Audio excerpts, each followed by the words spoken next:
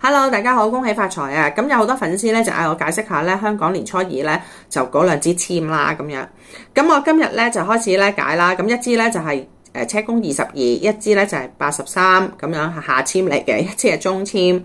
咁好啦，咁我哋解釋咗22籤蚊，因為咧多人講啊，叫黑木之夫不可親，當於善惡上觀人。但凡見利莫忘義，雖向人中慮不仁。咁點解呢？咁其實咧黑木之夫咧，其實係丁蘭嘅一個故事。咁咧其實咧有好多歷史咧書咧都好多作者都寫咗咧，其實丁蘭咧係一個好孝子嚟㗎。咁佢咧好細個咧就死咗父母啊。咁佢就好孝順啦，咁就將佢個父母咧就刻成像啊！咁點知咧啲人咧就將佢個木像就損毀咗，咁佢做出一啲犯法嘅嘢或者殺咗人咁樣。咁咧當人哋咧審佢嗰陣時咧，嗰兩個木像咧流眼淚啊！咁所以咧啲人咧就令到佢咧話佢孝感動天，就無罪釋放。就唔係我哋香港嗰個人講咧，就話咧佢黑木嘅人哋以為好孝順，點知咧個老婆咧就唔覺意燒咗佢嗰兩座像，咁之後休妻，個老婆自殺。其實咧，我哋古時咧就好少會休妻嘅，同埋有樣嘢咧就係，如果你見到個木像係人嘅，你都唔會攞去燒嘅。咁啊，所以咧，其實呢個古仔咧就唔係幾真實啊。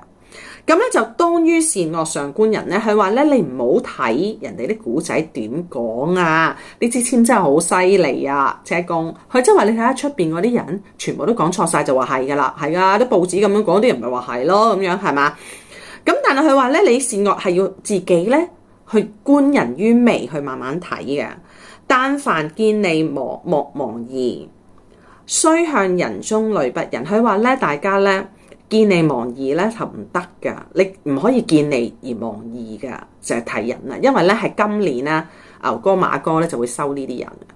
咁咧佢話咧，但雖向人中慮不仁啊，即係你要去個人字出發啊，全部嘢。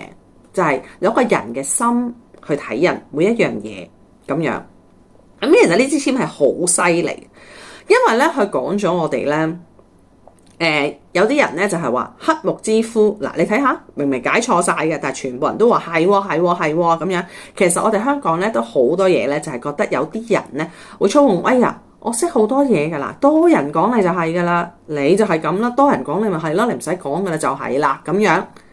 咁啊，所以咧會出咗一樣嘢出嚟噶啦。咁我咧就會解釋咧，陣間下一條片咧就係呢啲究竟得唔得嘅咧？咁樣其實咧我都感同身受嘅。點樣可以前世今生我哋香港哇個富豪點樣去告女星啦？咁留意下一集啦。